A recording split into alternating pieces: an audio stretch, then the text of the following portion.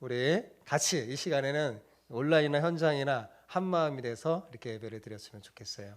오늘은 그래서 마태복음 강해를 잠깐 내려놓고 여러분에게 필요한 말씀을 제가 전하려고요. 골로새서 말씀을 묵상할 준비했어요. 오늘 말씀은 골로새서 4장 2절에서 6절까지 말씀입니다. 골로새서 4장 2절에서 6절 짧은 말씀인데 한 말씀 한 말씀 우리 새기면서 같이 저와 함께 읽어봅시다. 짧으니까요 같이 읽어봤으면 좋겠어요. 자, 계속 같이 읽겠습니다. 시작. 기도를 계속하고 기도에 감사함으로 깨어 있으라. 또한 우리를 위하여 기도하되 하나님이 전도할 문을 우리에게 열어 주사 그리스도의 비밀을 말하게 하시기를 구하라. 내가 이 일 때문에 매임을 당하였노라. 그리하면 내가 마땅히 할 말로써 이 비밀을 나타내리라. 외인에게 대해서는 지혜로 행하여 세월을 아끼라. 너희 말을 항상 은혜 가운데서 소금으로 맛을 냄과 같이 하라. 그리하면 각 사람에게 마땅히 대답할 것을 알리라. 아멘. 오늘 이렇게 예배 참여해 주신 또 온라인 예배를 함께하는 여러분에게 하나님의 더 큰 복이 넘치기를 축복합니다. 한 사람만 하면 축복합니다. 여러분 이사야 59장을 여러분 읽어보면 하나님께서 이스라엘 백성을 향하여 안타까워하는 마음으로 탄식하는 모습이 그려져 있어요. 왜냐하면 당시 이스라엘 백성들은 다 허망한 것을 쫓으며 죄악 속에 살았기 때문에 그렇습니다.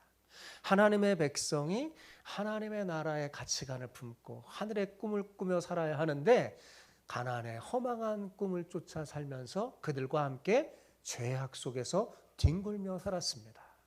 그러기에 그들의 삶에는 진정한 평안이 없었고 고통으로 신음하고 있었습니다. 하나님의 백성이 하나님의 뜻을 쫓아 살아가지 않을 때 그 삶에는 평강이 없을 수밖에 없어요. 어찌하여 하나님의 사랑을 크게 받은 이 나라가 평강이 사라지고 고통으로 신음하게 됐을까요? 그 이유는 하나님의 백성이 금방 제가 말한 것처럼 하나님 나라를 꿈꾸며 살아야 되는데 그렇지 않았기 때문에요. 선지자들의 그 많은 경고에도 불구하고 하나님의 말씀을 떠나 살았기 때문에 그렇습니다. 이에 이사야 선지자는 이스라엘 백성들의 그 죄악을 지적하면서 회개를 촉구했어요.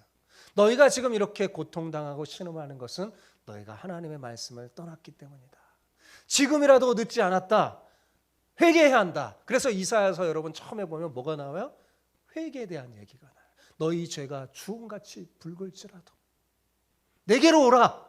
회개하면 흰 털같이 희게 하리라 하면서 이사야서가 시작되죠. 이사야는 그 하나님의 심정을 가지고 이스라엘 백성들을 지적하면서 회개를 촉구했어요.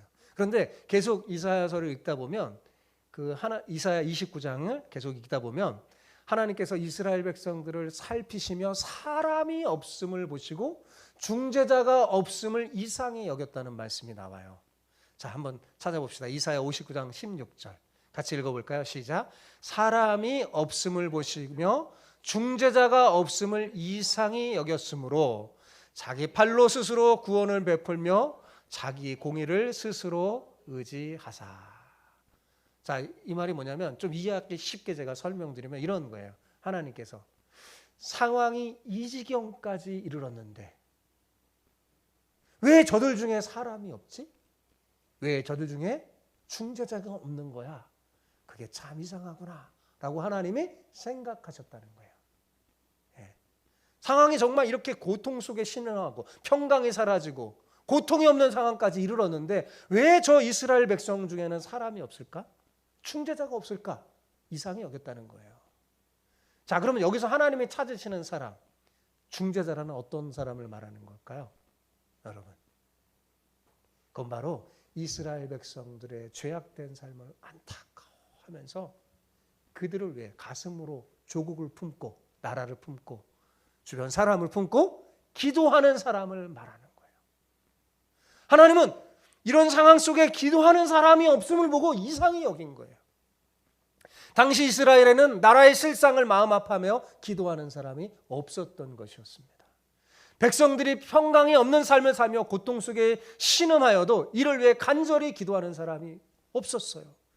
그 정도로 힘들고 고통스러운 삶을 살았다면 이를 위해 기도할 사람이 있어야 할 텐데 당시 이스라엘 백성 가운데는 그런 사람이 없었던 겁니다. 하나님께서는 이를 이상히 여기셨어요. 그런데 여러분, 오늘날 하나님께서 우리 나라를 살피신다면 어떨까요? 저는 하나님께서 우리나라를 보시고 이스라엘 백성과 마찬가지로 이상히 여기시지 않을까 두렵습니다. 지금 우리나라 교회들의 실상은 이사야 당시의 이스라엘과 별로 다를 것이 없습니다. 세상의 소금과 빛의 역할을 감당하지 못하고 오히려 빛을 잃어서 세상 사람들에게 밟히고 있지 않습니까? 상황이 정말 이 지경까지 이르렀다면 가슴을 치며 안타까워하며 기도하는 사람이 있어야 될 텐데 우리에게는 과연 하나님이 찾으시는 그 사람, 그 중재자, 기도의 사람이 있습니까? 여러분, 우리가 영적 전쟁에서 그토록 자주 패배하는 이유가 뭘까요?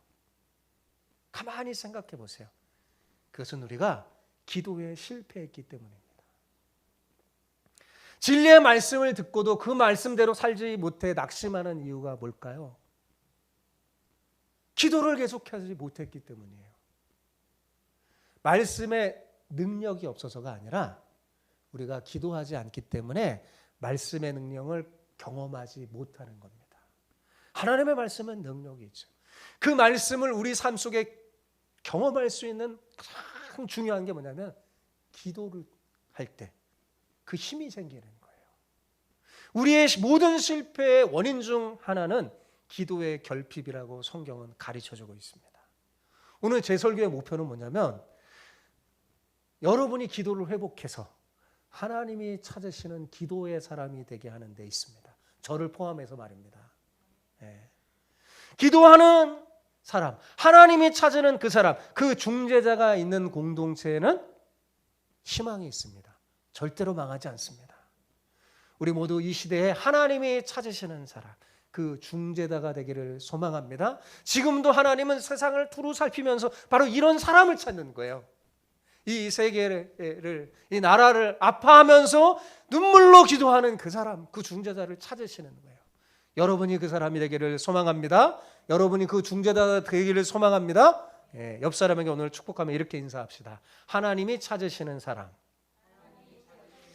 기도의 중재자가 되기를 축복합니다.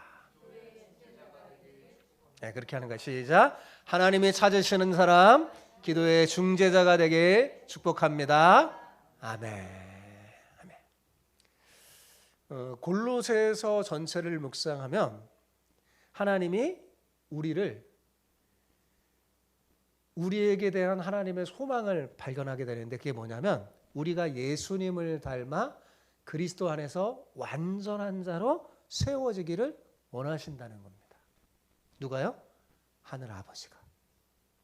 그래서 하나님께서는 이것을 위해 예수님을 통해 이 땅에 교회를 세우시고 하늘의 가치관을 담은 성경을 배우게 하시는 거예요. 그래서 이 성경의 가르침을 통해서 천국 복음을 체험하고 깨닫고 전파하게 하여서 하나님 나라를 확장하게 하셨습니다. 그래서 오늘날까지 지금 이르는 거예요.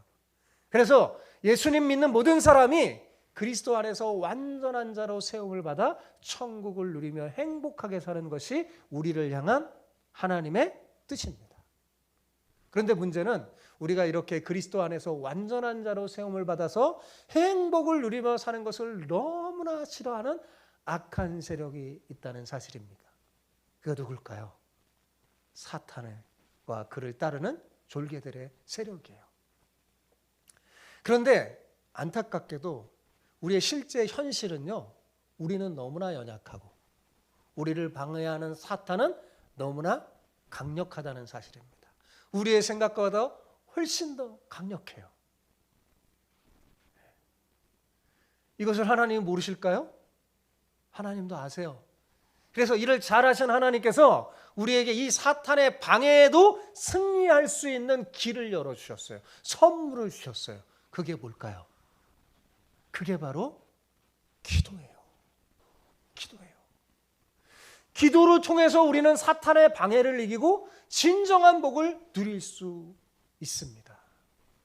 기도로 우리는 믿음의 생기와 열정을 얻고 말씀대로 순종하는 능력을 얻습니다. 여러분, 우리가 기도하지 않을 때는 사탄에게 정말 게임이 되지 않지만 기도하잖아요?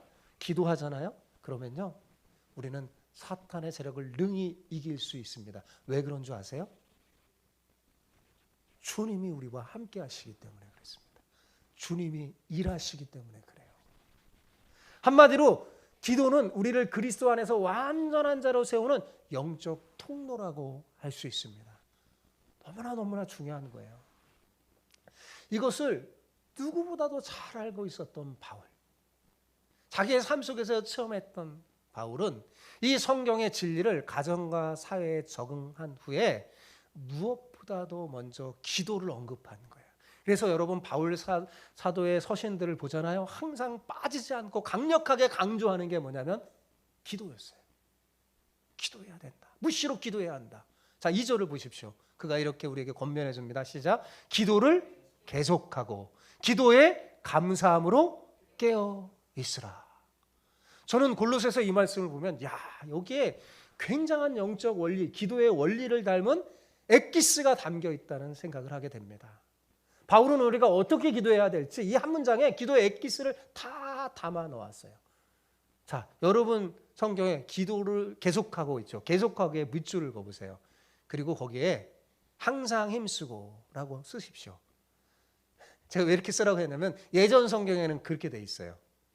예전 성경 번역에는요, 여러분 지금 성경에는 계속하고 이렇게 돼 있죠. 예전 성경에는 항상 힘쓰고라고 번역됐는데요, 그 번역이 사실 원문에 더 가깝습니다. 왜 이렇게 바꿨는지 모르겠어요. 왜냐하면 계속하고라는 헬라어 원문의 단어가 뭐냐면 프로스 카르테레 이테, 발음이 제가 프로스 카르테레 이테라는 게 원문의 그 단어인데 그 뜻이 뭐냐면 한결같은 마음으로 전념하다, 그런 뜻이에요. 그러니까 그냥 계속하고라는 말보다는 항상 힘쓰고라는 말이 더 와닿습니다. 그게 더 좋은 번역 같아요. 그래서 여러분 성경에 이렇게 제가 쓰라고 하는 거예요. 자, 바울은 첫 번째로 뭐예요? 기도를 계속하라고 권면했어요. 어떻게 해요? 항상 힘쓰라고요. 그죠? 기도를 힘쓰되 멈추지 말라는 거예요. 멈추지 말라는 거예요. 여러분, 기도의 여정에는 휴게실이 없는 거예요. 애씀의 수고만 따를 거예요. 자, 여러분, 기도에서 정말 중요한 건 뭐냐면 여기 금방 말하는 건 포기하지 않는 거예요. 기도를 멈추지 않는 거예요. 기도는 내가 잘 되고 잘할 때만 하는 게 아니라 계속하는 거예요. 뭐야? 잘할 때든 잘 되든 잘 안 될 때든 상관없이 어떻게 해요? 계속하는 거예요. 거기에 핵심이 있습니다. 여러분 데살로니가전서 5장 17절에 뭐라고 말합니까? 쉬지 말고 기도하는 것이 뭐예요? 우리를 향한 하나님의 뜻이라고 그랬잖아요. 그죠? 여기도 뭐 어떻게 해요? 쉬지 말라는 거죠. 기도를 쉬지 말고 계속하라는 거예요. 왜냐하면 기도는 영혼의 호흡 같아서 항상 해야 하는 것이기 때문입니다. 기도를 계속하라는 거는요, 기도의 양을 말하는 게 아니에요. 기도 양은 기도의 핵심이 아닙니다. 기도 시간이 기도의 가치를 결정하는 게 절대 아니에요. 몇 시간을 기도할까 놓고를 고민하는 모습은 성경적이지 않습니다. 기도의 응답은 지성이면 감천하는 식의 사람의 열심에 있는 게 달려있는 게 아니에요. 하나님의 약속을 믿는 믿음에 달려있기 때문에 그렇습니다. 문제는 이 기도가 쉬워요, 어려워요? 어려워요. 쉽지 않아요. 더군다나 계속한다는 거 더욱 어렵겠죠. 더욱 어려워요. 그래서 어떻게 해야 될까요? 힘쓰지 않으면 안 되는 거예요. 그래서 한결같은 마음으로 전념해야 돼요. 기도에 항상 힘써야 되는 거예요.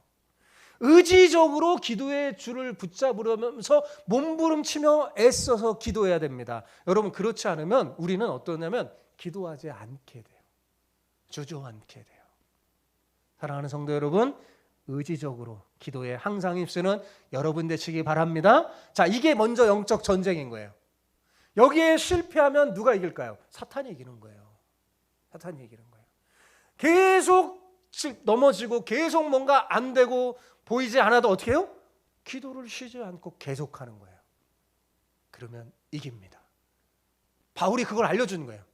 기도를 계속하고 멈추지 말라는 거죠. 둘째로 바울은 기도에 감사함으로 깨어 있으라고 권면했어요. 기도에 감사인가 의아해할지 모르겠지만 여러분, 기도와 감사는 뗄래야 뗄 수가 없어요. 왜 그런 줄 아세요? 기도는 응답을 전제로 하기 때문에 그렇습니다. 뭐야? 기도는 뭘 전제로 해요?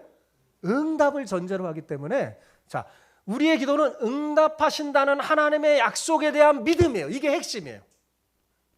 내가 기도하면 분명히 하나님이 어떤 방식으로든 응답한다는 그 믿음을 갖고 하는 게 핵심이에요. 그냥 나의 열심히, 내가 기도를 많이 했기 때문에 하나님 응답하는 게 아니라 하나님의 약속에 대한 믿음이에요. 그러므로 우리는 기도한 거에 대해서 반신반의할 필요가 없습니다. 기도했다면 분명히 하나님께서 좋은 것으로, 나에게 가장 적합한 것으로 응답한 줄 믿으시기 바랍니다.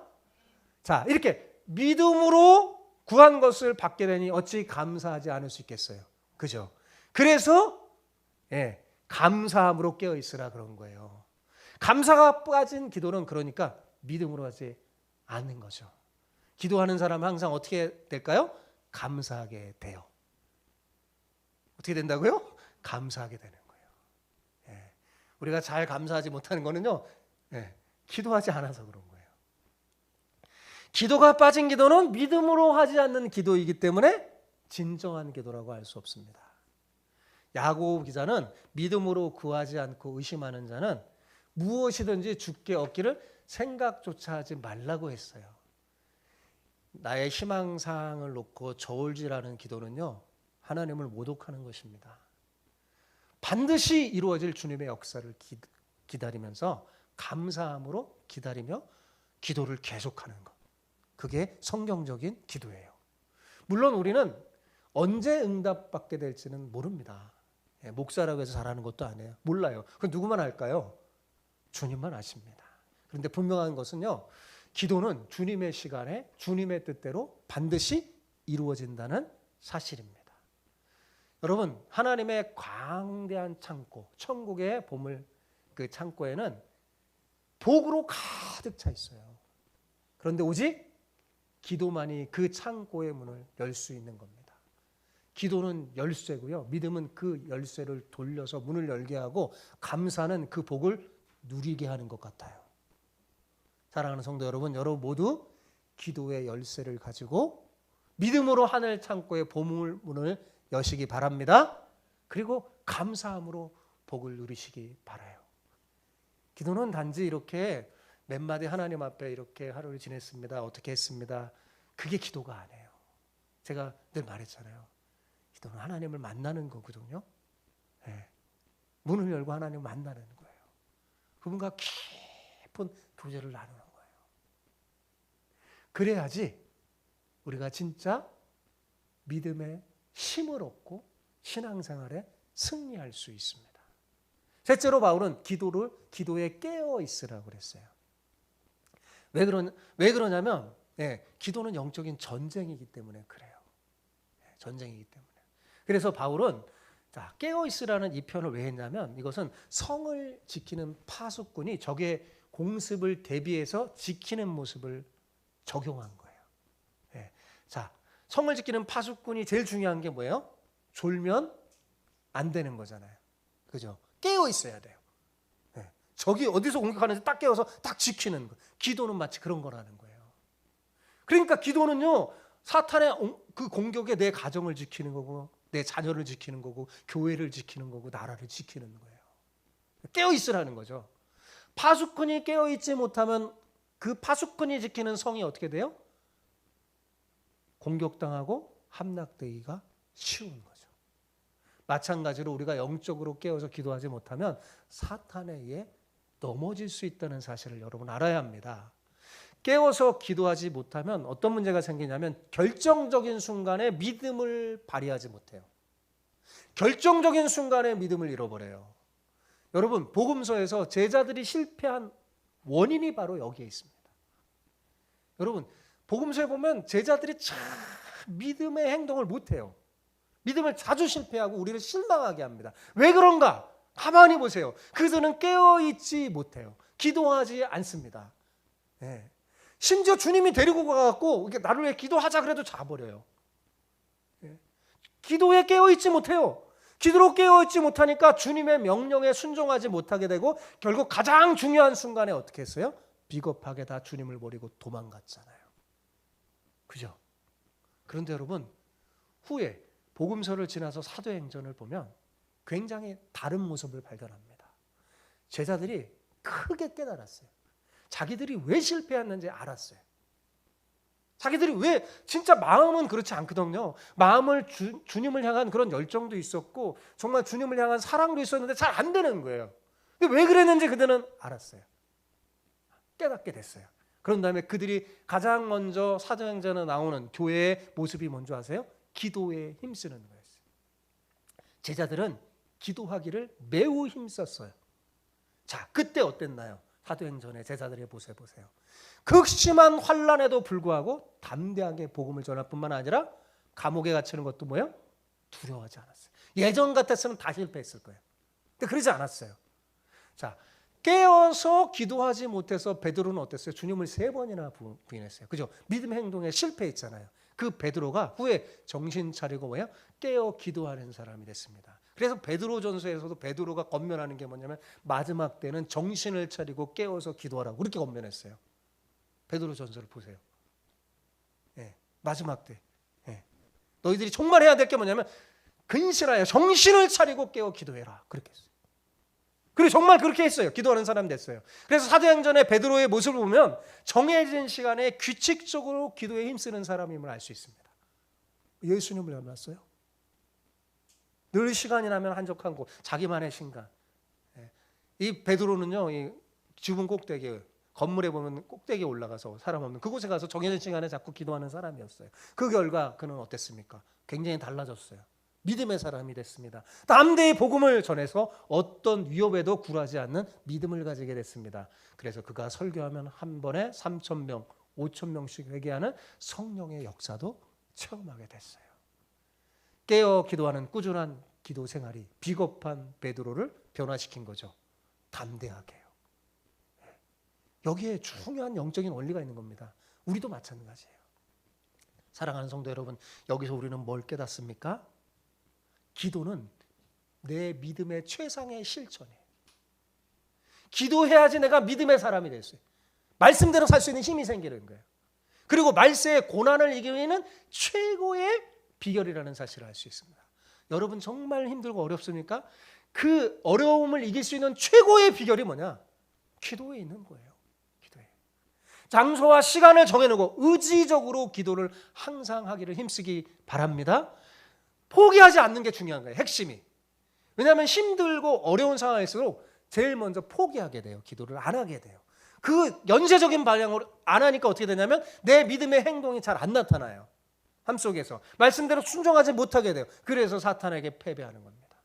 그러지 않길 바랍니다. 정신을 차리고 잘 안 돼도 힘들어도 어떻게 의지적으로 깨어서 그래 그래도 내가 하나님 앞에 나가야지 하면서 기도하는 거예요. 그리고 믿음을 가지고 감사함으로 깨어서 기도하기 바랍니다. 그래 분명히 그랬어. 오늘 목사님 설교를 하실 때 그랬어요. 내 기도를 하나님 들으시지 그리고 응답하실 거야. 그걸 믿고 미리 감사하면서 깨어서 기도하길 바랍니다. 그러면 여러분도 베드로처럼 하나님의 능력을 여러분의 삶 속에서 체험하게 될 것입니다. 그런 여러분 되시기 바랍니다. 네. 그런데 자, 우리의 기도의 제목을 보면 너무 막연하고 일방적이라는 사실을 깨닫게 돼요. 네. 그리고 지극히 개인적이고 하나님의 나라가 이 땅에 이루어지기를 원하는 그런 특별한 기도 제목보다는 우리 일신상의 문제를 해결하는 일반적인 기도 제목이 더 많죠. 왜 그럴까요? 왜 그럴까요? 기도를 계속하면 그러지 않아요. 기도를 계속하지 못해서 그렇습니다. 예. 기도를 계속하면 하나님 우리 마음을 만지시거든요. 그래서 처음 기도할 때는 그렇게 기도해요. 네, 개인적으로 막 이렇게 기도하는데 기도를 계속하고 하나님과 계절을 계속하면 하나님의 뜻이 내 속에 새겨지고 하나님의 마음이 새겨지면서요. 이 기도 제목이 달라지는 경험을 합니다. 모든 기도의 사람들의 경험이에요. 경험하게 돼요. 그러니까 우리가 왜 기도 제목이 안 달라지고 너무 편협하게 내 일상의 유익만을 왜 기도하느냐? 그것은 아직 내 믿음이 부족하고 더 귀하고 중요한 것을 깨닫지 못하기 때문에 그렇습니다. 사실 우리의 기도에는 특별한 목적이 있어야 돼요. 그것은 사람의 뜻이 아니라 하나님의 뜻이 이 땅에 이루어지기를 기도해야 합니다. 예수님이 가르쳐 주셨죠. 기도를 가르쳐 주면서 말했잖아요. 하나님의 뜻이 이 땅에 임하기를 기도해라. 너희는 먼저 그의 나라와 그의 의를 구하라. 가르쳐 주셨잖아요. 근데 기도의 자리에 나가면 하나님이 우리를 만져서 그렇게 바꿔주세요. 그런데 어쩌다가 가끔씩 그렇게 기도하는 사람은요, 이렇게 기도하지 못하게 돼요. 기도를 그래서 계속하라고 한 겁니다. 여러분 잊지 마세요. 우리는 하나님 나라를 꿈꾸는 사람이에요. 세상 나라를 꿈꾸는 게 아니에요.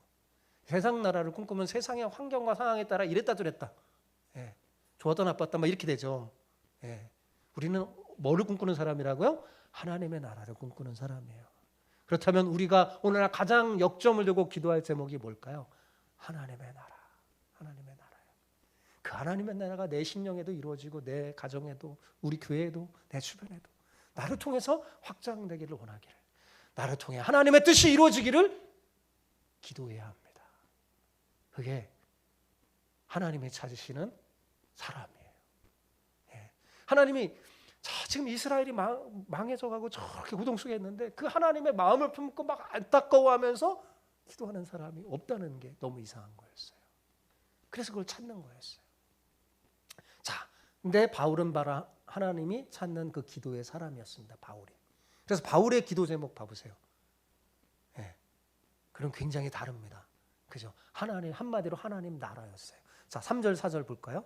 그가 기도 제목을 이렇게 성도들에게 기도 제목 부탁한 내용이에요. 3절 4절. 3절 먼저 읽어봅시다. 시작. 또한 우리를 위하여 기도하되 하나님이 전도할 문을 우리에게 열어주사 그리스도의 비밀을 말하게 하시기를 구하라. 내가 이 일 때문에 매임을 당하였노라. 그리하면 내가 마땅히 할 말로써 이 비밀을 나타내리라. 자, 지금 바울은 어디에 있냐면 감옥에 갇혀 있어요. 네. 감옥이 뭐가 그렇게 좋겠어? 얼마나 힘들겠어요. 그죠? 근데 바울이 골로새 성도들에게 이렇게 부탁하지 않았어요. 내가 지금 감옥에 갇혀 있다. 빨리 내가 감옥에 나와서 자유의 몸이 되어 복음을 전할 수 있도록 그렇게 해달라. 이렇게 요청하지 않았어요. 그 요청 기도 제목도 잘못된 게 아니죠. 그죠? 그런데 그렇게 하지 않았어요. 오히려 뭐예요? 전도의 문이 열리기를 부탁했어요. 얼마나 멋진 기도의 부탁입니까? 자, 그가 그렇게 할 수 있었던 것은 자신의 사명을 알고 있었기 때문에 그래요. 그는 하나님 나라를 꿈꾸고 있었기 때문에 그래요. 그는 이 사명 때문에 살기도 하고 죽기도 하는 사람이었습니다. 그 사명은 뭐냐면 어떻게 하든지 자기를 통해서 이방의 복음을 전해서 하나님 나라가 확장되는 거예요. 자기를 통해 한 사람이라도 예수님을 알게 하는 거예요. 이 사명 때문에 자기가 감옥에 갇힌 거예요. 그래서 말합니다. 내가 이 일 때문에 매임을 당하였노라 라고 말했어요. 바울이 이렇게 자기가 복음을 담대하게 선포할 수 있도록 어떤 어려움과 환경 속에 내가 지금 감옥에 갇히지만 내가 이 일을 포기하지 않도록 기도해달라 그렇게 말하는 거예요. 이것은 자기의 유익을 위함이 아니잖아요. 그렇죠? 하나님 나라를 위한 것이기 때문에 더 담대해진 거예요. 우리가 어때요? 내 자신에 대한 부탁을 할 때는 좀 이렇게 담대할 수가 없잖아요. 그런데 다른 사람, 누굴 도움 사람을 위해 부탁할 때는 어때요? 굉장히 담대하게 하잖아요. 예. 자기 유익이 아니라 하나님 나라를 위한 기도 부탁이니까요. 아주 당당하게 담대하게 한 겁니다. 바울은 복음을 그리스도의 비밀이라고 말했어요. 이는 세상 사람들이 스스로 예수님을 알지 못하는 것을 강조하는 거예요. 사람들은 스스로는 하나님을 알지 못해요. 예수님 믿기 어려워요. 그래서 어떻게 해야 되냐면 비밀이라는 건 뭐예요? 생각해 보세요. 비밀. 비밀은 그 비밀을 맡은 자가 비밀에 대해서 입을 열 때 상대방이 비로소 알게 되는 거잖아요. 예. 우리는 뭐예요? 그리스도인은 비밀을 맡은 자라는 거예요. 비밀을. 복음 비밀이기 때문에 사람들은 가만히 있으면 잘 모르는 거예요. 그래서 내 비밀을 맡은 자인 나로서 어떻게 해요? 담대하게 그 비밀을 잘 말하게 해달라. 그렇게 기도를 부탁한 겁니다. 자, 그런데 여러분, 이 복음 전도, 지금 바울이 말한 이거, 바울만의 사명입니까? 아니잖아요. 바울 혼자 복음 전하는 거 아니잖아요. 이것은 모든 그리스도인이 해야 할 사명이요 삶이기에 함께 효과적인 복음 전도를 위해서 어떻게 해요? 마음을 모으고 힘을 모으는 게 중요합니다. 그러므로 전도의 문을 열어주기를 간절히 기도해야 합니다.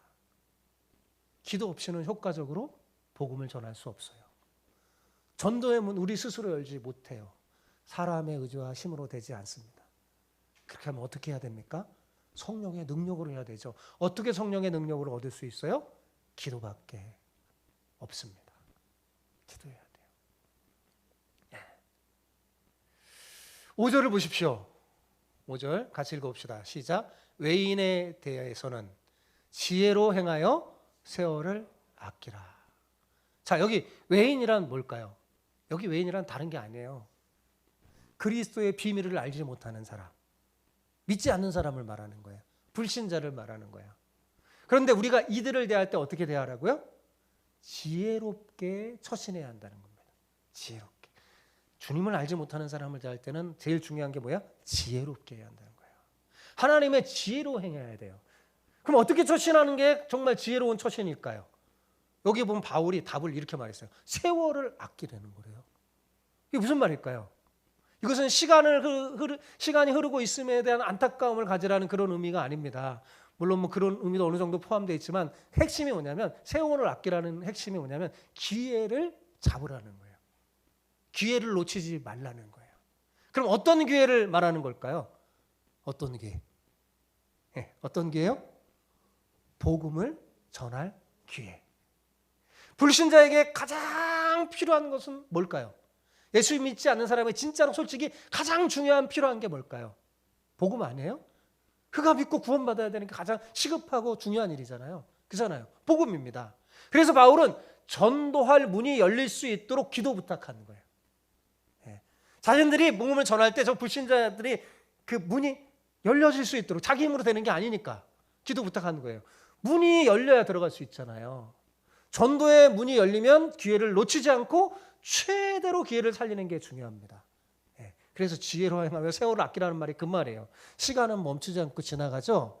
자, 이 말은 기회는 뭐예요? 지나가 버리는 거예요. 또다시 반복된다고 그 기회가 온다고 장담할 수가 없습니다. 어쩌면 마지막 기회일 수도 몰라요. 기회를 내 것으로 만들지 않으면 가능성이 희박해지는 겁니다. 복음을 전할 기회를 놓치지 말고 내 것으로 유용하게 사용하는 일이 바울이 말하는 본문의 지혜예요. 지혜대로 바로 그 지혜입니다. 그런데 하나님 주신 이 기회에 우리가 복음을 전할 때 뭘 가지고 합니까? 여러분, 뭘 가지고 복음을 전해요? 대답을 해서 뭘요? 말 가지고 하잖아요. 우리 맞죠? 이거 말 가지고 해요. 우리는 말을 가지고 우리의 언어, 입을 가지고 복음을 전하죠.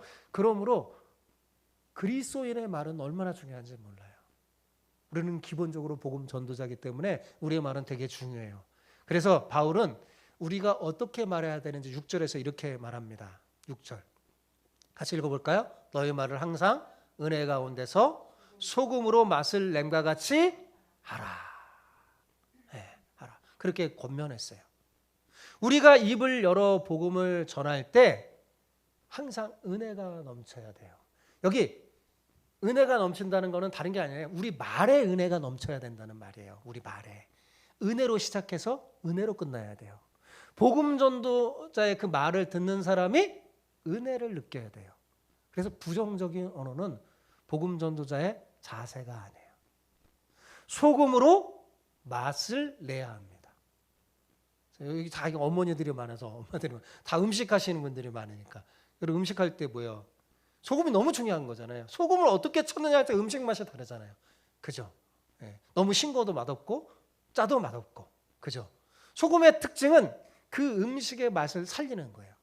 맛을 내는 거죠. 소금으로 음식의 맛을 내듯이 우리의 말로 맛을 내라는 거예요. 은혜의 맛을.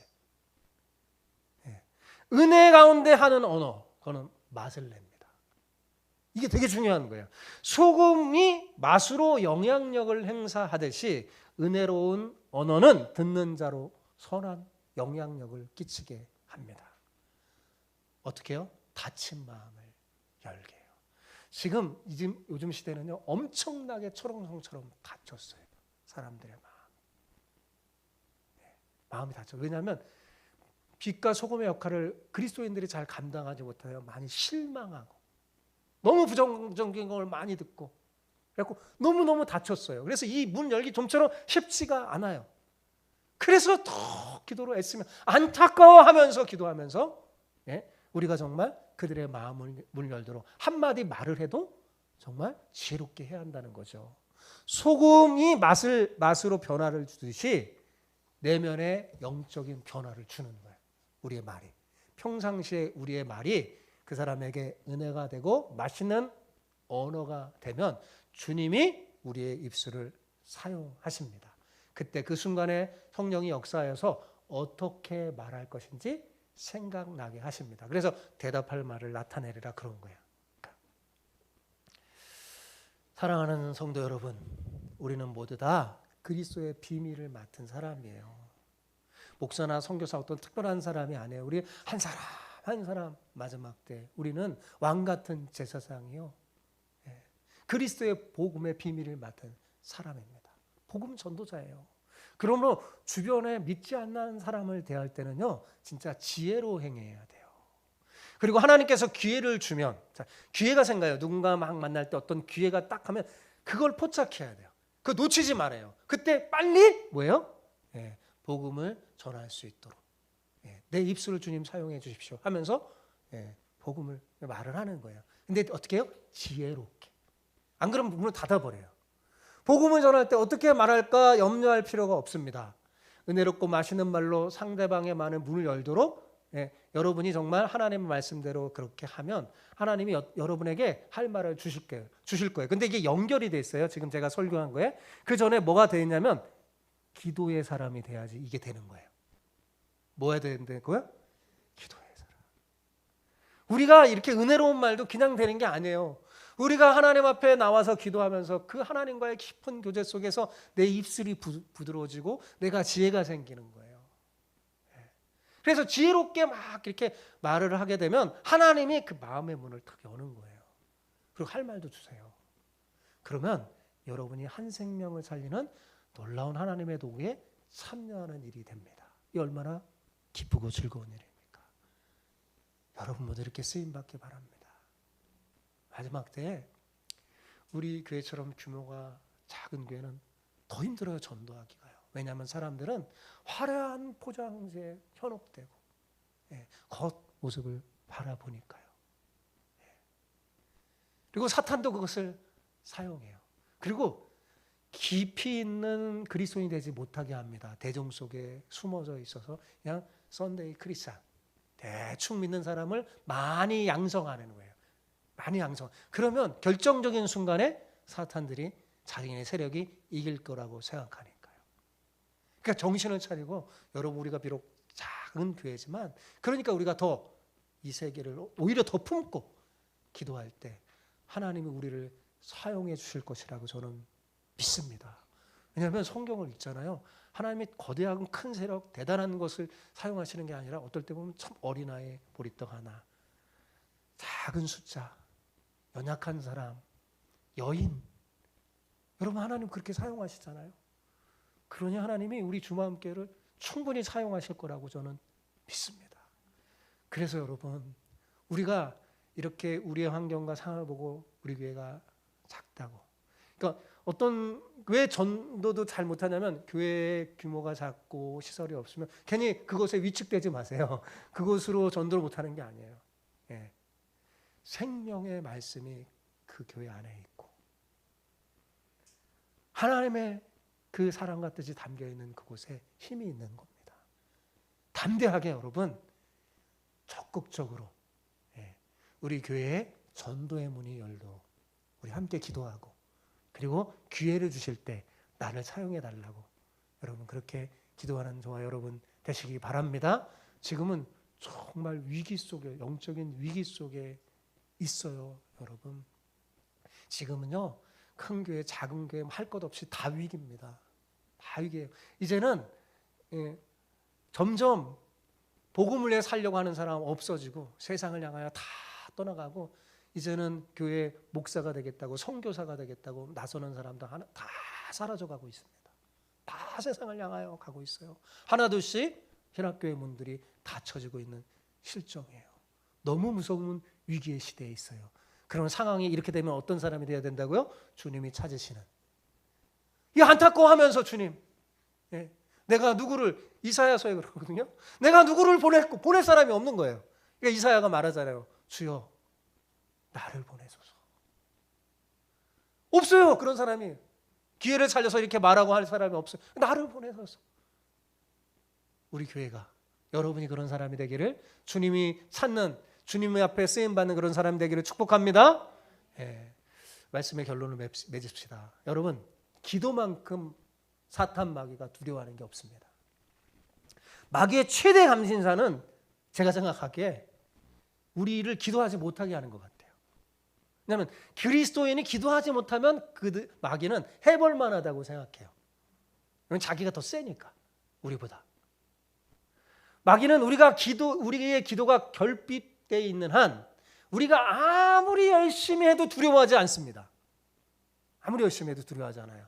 아침부터 저녁까지 주님을 위해 전도, 봉사, 헌금 등 열심히 할 수 있죠. 그러나 이 한 가지 중에도 여러분 기도가 없으면 진정한 효력이 없어요. 그걸 사탄 마귀가 알아요.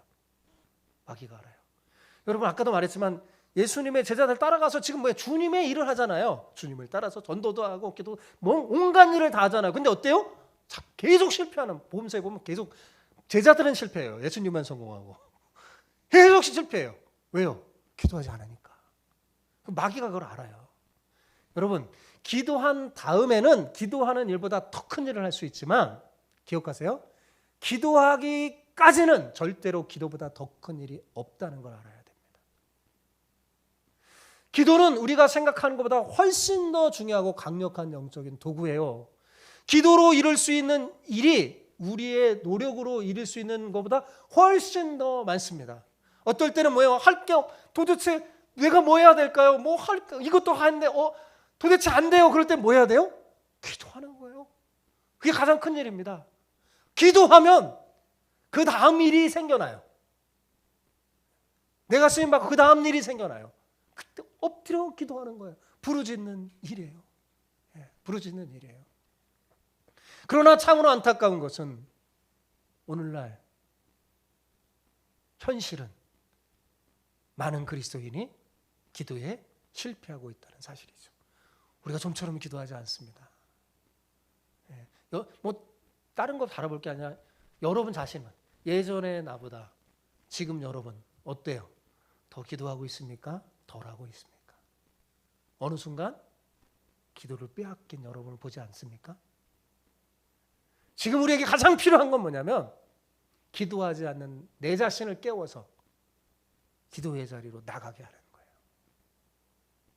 지금까지 내 실패의 원인이 기도하지 않는 내게 있음을 깨닫고 회개하며 하나님 앞에 나가야 합니다. 그렇구나. 내가 기도를 계속하지 못했구나. 기도는 한 번 하는 게 아니에요. 어떻게 하는 거예요? 계속하는 거예요. 주님이 보여주셨잖아요. 바울의 권면대로 기도를 항상 힘쓰는 자 되시기 바랍니다. 어느 한순간만 아니라 애쓰고 힘써야 돼요. 왜냐하면 사탄의 방해가 있기 때문에 그렇습니다. 여러분 아까도 말했지만 기도가 잘 안 될 때 안 되니까 아니에요. 안 될 때도 그 자리에 있는 거예요.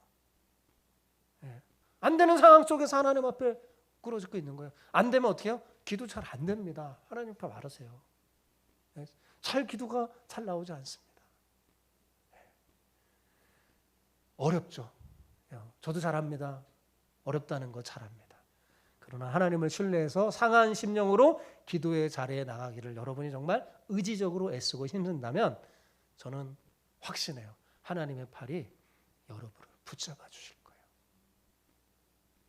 수많은 믿음의 사람을 붙잡아 준 그 팔이, 저를 붙잡아 준 그 팔이 여러분도 붙잡아 주실 겁니다. 하나님의 팔이 짧아서 우리의 문제가 해결되지 않는 게 아닙니다.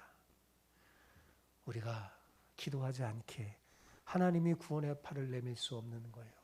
우리가 기도에 실패했기 때문에 하나님의 팔이 우리를 붙잡을 수 없는 거예요. 언제든지 우리가 믿음을 가지고 때를 따라 돕는 은혜를 얻기 위해서 은혜의 보좌 앞에 나아가면 하나님은 그 구원의 팔을 내밀어서 여러분을 붙들어 주실 겁니다.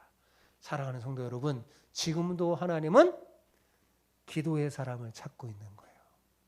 진실한 믿음을 가지고 하나님 나라를 위해 간절히 기도하는 사람을 찾고 있습니다. 하나님 나라를 가슴에 품고 안타까워하며 이 세상을 바라보며 안타까워하며 가정과 교회와 나라를 위해 눈물로 기도하는 사람을 찾고 계세요. 하나님은 그 사람을 찾지 못해, 하나님이 그 사람을 찾지 못해서 참 이상하다 그렇게 하게 해서는 안 됩니다. 그러려면 어떻게 해야 될까요? 바로 여러분이 하나님이 찾으시는 그 사람이 되면 되겠죠. 저는 우리 주마음교회 성도들이 하나님이 찾으시는 사람, 기도의 중재자가 되기를 소망합니다. 그러려면 하나님이 먼저 여러분을 만져야 돼요. 우리 자신을 만져야 돼요. 그리고 여러분의 가정을 만질 뿐만 아니라 우리 주마음교회를 만지셔서 마지막 때에 하나님 나라를 확장하고 완성시키는 귀중한 도구로 사용하실 겁니다. 특별히 여러분, 바울처럼 저도 담대하게 기도 부탁합니다. 저를 위해 기도해 주시기 바랍니다. 제가 실망하고 낙심하지 않도록 부족한 제가 담대하게 천국 복음의 말씀을 잘 가르치고 전파할 수 있도록 여러분 기도해 주세요. 여러분이 하나님 나라를 품고 저를 위해 기도할 때 놀라운 일이 벌어질 거라고 생각합니다. 목회자를 위한 기도는요, 여러분을 위한 거예요. 여러분이 저를 위해 기도하고 제가 여러분을 위해 기도할 때 우리 주마음교회는 사탄이 어찌할 수 없는 교회, 사탄의 어떤 공격에도 흔들리지 않는 반석 위에 세워진 교회가 돼서 빛과 소금의 역할을 잘 감당하게 될 거라고 생각합니다. 마지막 때에 작지만 강한 하나님 나라의 빛을 발하고 소금의 역할을 잘 감당하는 우리 그런 교회가 될 수 있도록 하나님이 찾으시는 사람 됩시다. 하나님이 찾으시는 중재자가 됩시다. 어떤 순간에도 기도를 포기하지 않고 그 자리에 나가 주님의 마음을 품고 기도하는 저와 여러분 다 되기를 축복합니다. 아멘.